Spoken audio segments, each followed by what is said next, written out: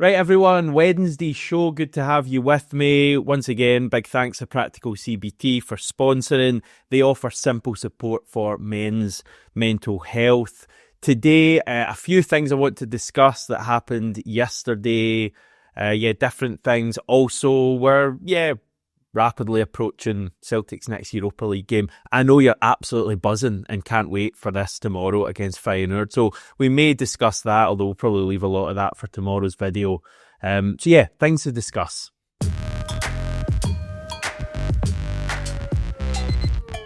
Don't really want to spend long on Wilfried Nancy at all. I feel like I'm doing that every single video. At the moment, I've been doing it for the past couple of weeks. There'll be plenty more time to talk about him and find out about him over the coming weeks. And yeah, we're just kind of waiting on that one being confirmed. Not sure exactly when that's going to happen. Certainly it's all pointing towards him being in charge for the Dundee game next midweek. As to when he's officially appointed, who knows at this point.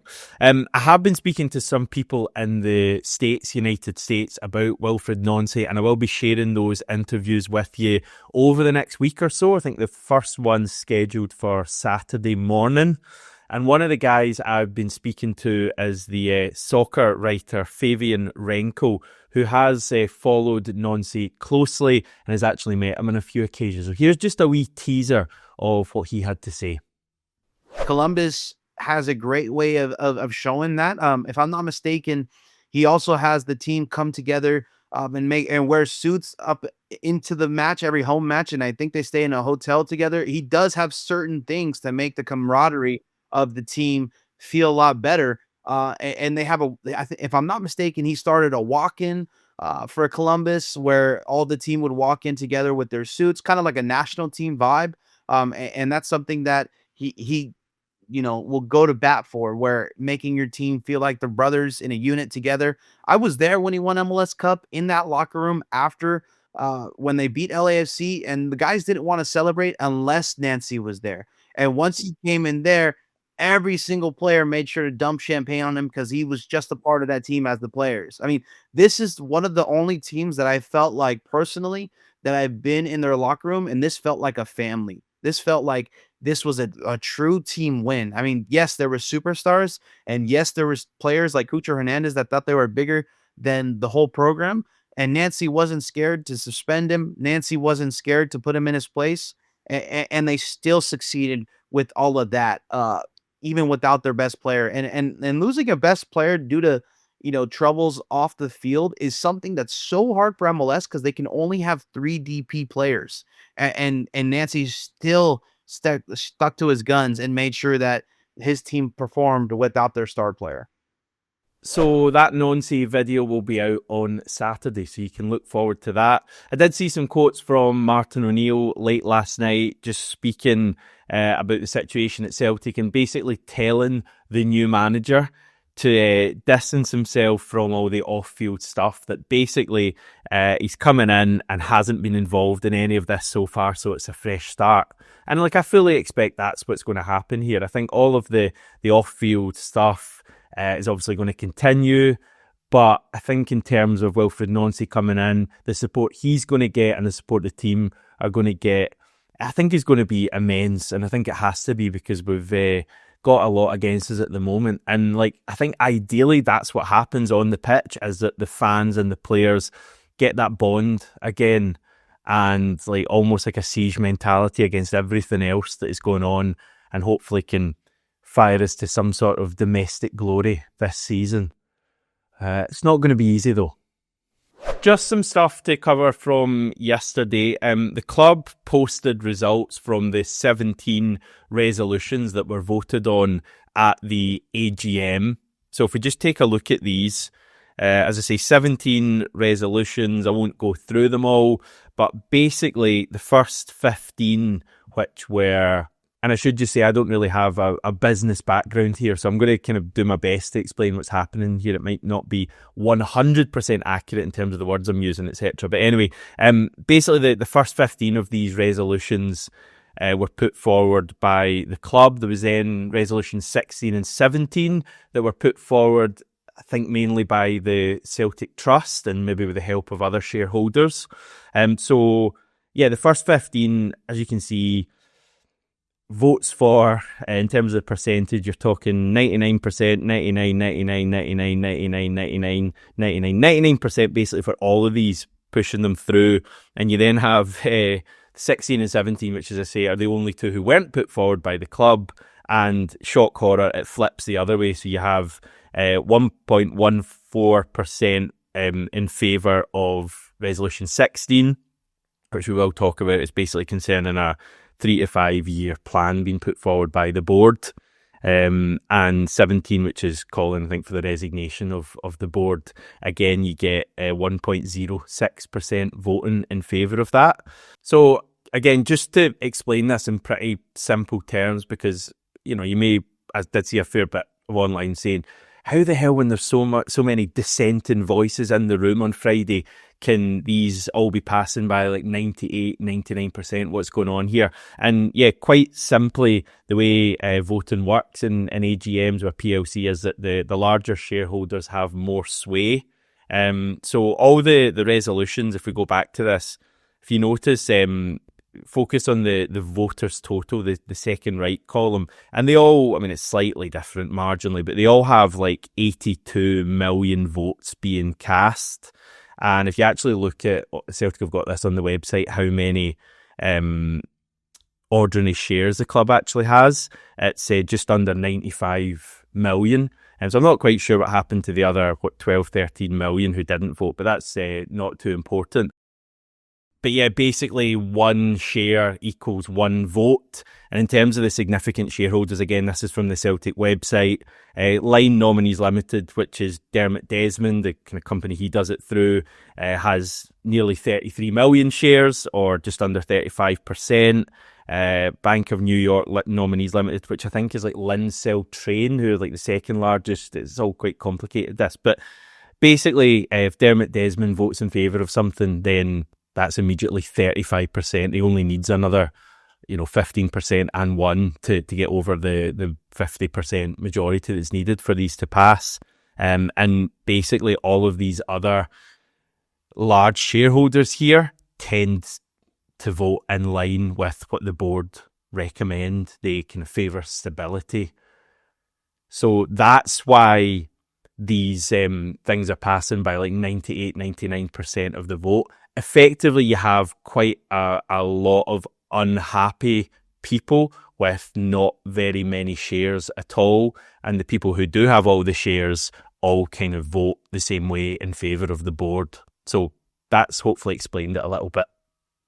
Just on this, I want to draw your attention to something that I actually wasn't aware of, and a big shout out to my good friend John McGinley, who brought this up when we were recording this latest Celtic Way Weekly, which, by the way, is out now on the Celtic Ways channel, so please check that out if you want nearly an hour of chat between me and John. He brought this up, and I think it's important to draw your attention to this on here as well, because it is so hidden away on the club's website. And yeah, it's talking about Resolution 16 and 17. And 17 was about having no confidence in the CEO, the chairman, the CFO, and calling for them to resign. Resolution 16, which is the one I want to talk about, called for the board to prepare a strategic, which is an incredibly hard word to say, review and a published report with a football, financial and strategic plan, medium term, i.e. 3 to 5 years. The plan should contain a clear stated strategic aim and measurable football and financial goals for the board to target. Remuneration should be linked to achieving those goals.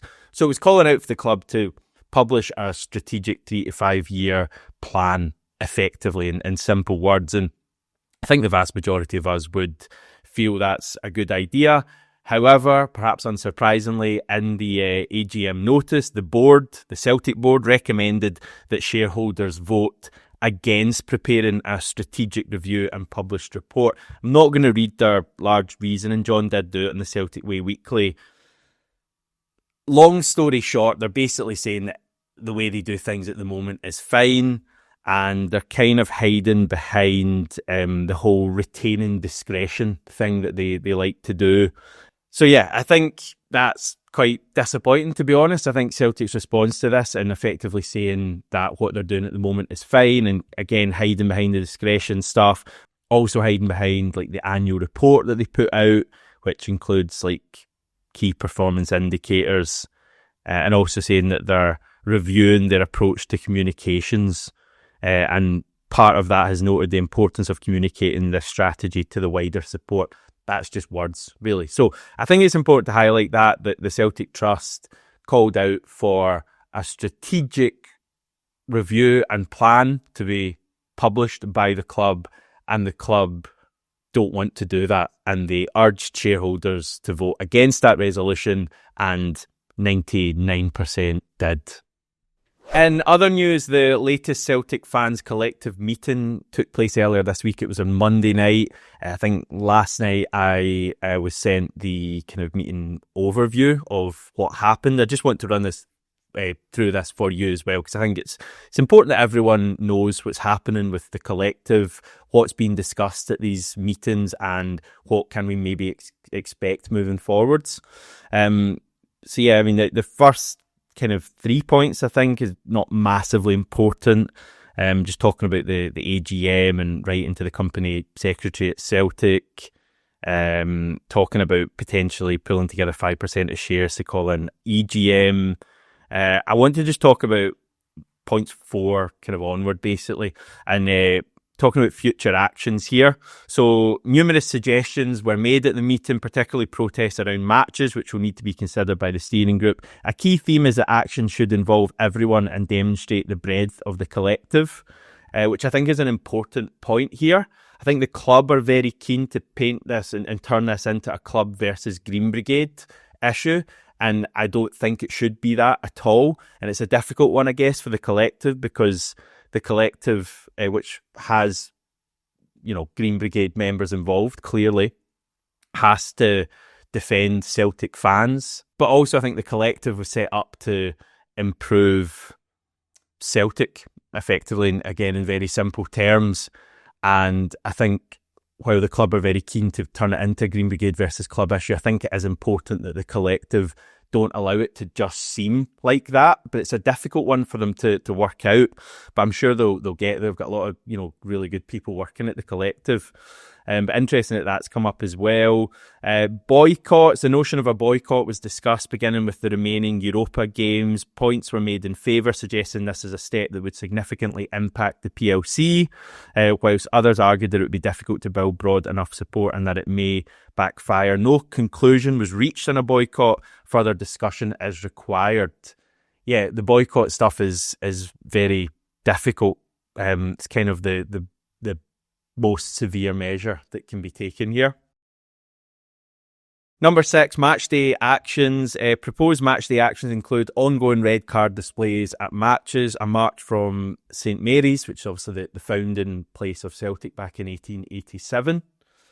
Banners, either one banner from each individual club at every game. I did read some stuff online that seems like that's quite likely, that maybe a future home game, I think our next home game is a Dundee game. It's Hearts after that. We might see lots of banners around the stadium. I remember that happened a number of years ago. I can't remember exactly what the reason was, whether it was the Bernard Higgins stuff or something else, but it's been quite an important move in the past. And I think, again, it would be important because it would, I think, highlight that this is a wider, Celtic support thing. I think regardless of people's thoughts on the Green Brigade and Ultras, and I know they're a pretty divisive issue, as I've found out in the channel in recent times, I think virtually everyone has to feel that Celtic can be run better. Surely there's not many people out there who think the way Celtic are being run in terms of the transfer windows and the state of Celtic Park and all these things is acceptable. So I think the collective has to find a way to really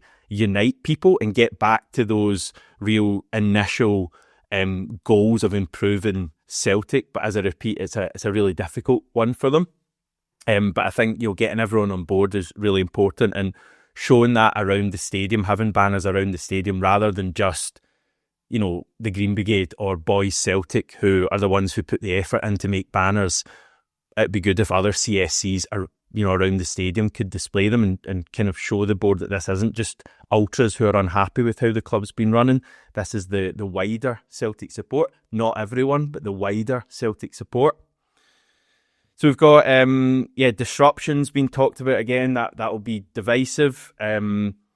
Other match day actions to be further developed. In terms of campaign and communication, so campaign ideas, the collective will consider launching a petition, open letter and/or coordinated email campaign to highlight concerns to respond to Ross Desmond's speech at the AGM.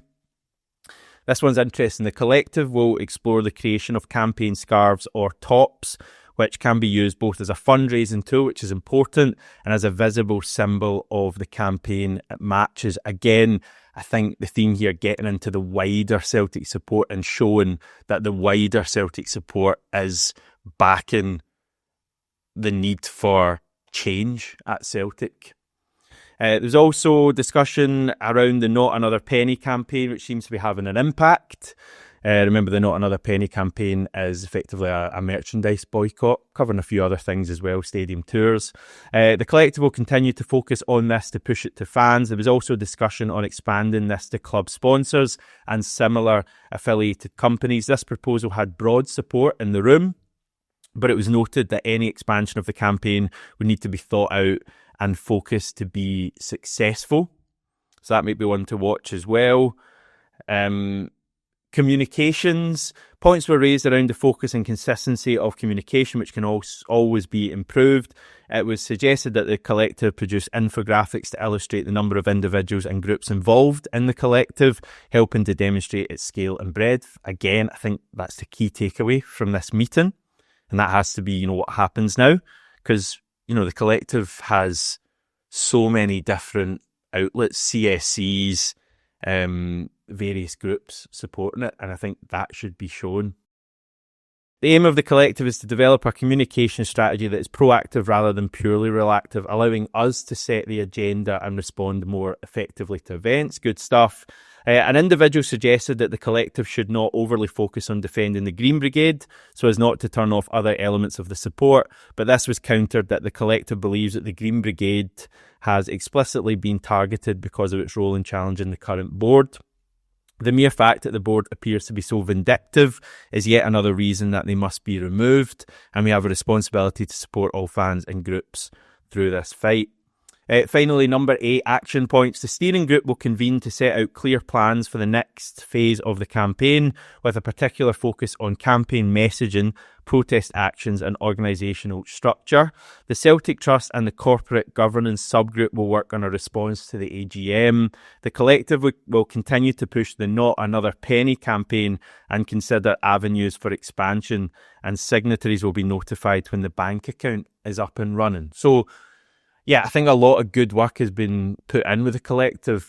It's people putting in work, on top of their jobs. And it's been an incredibly difficult time with a lot to respond to. So I think hopefully over the next wee period, the collective can hopefully start to find its own voice and really hammer home what it is that we want Celtic to be. But yeah, I think finding a way to stop allowing the club to just make this a Green Brigade versus Celtic issue is incredibly important. But things are happening at Celtic, and the collective is still working hard, and those people deserve a lot of credit for the work they're putting in. One result in the Premiership last night, Motherwell beat Hibs 2-0. We have Hibs on Sunday.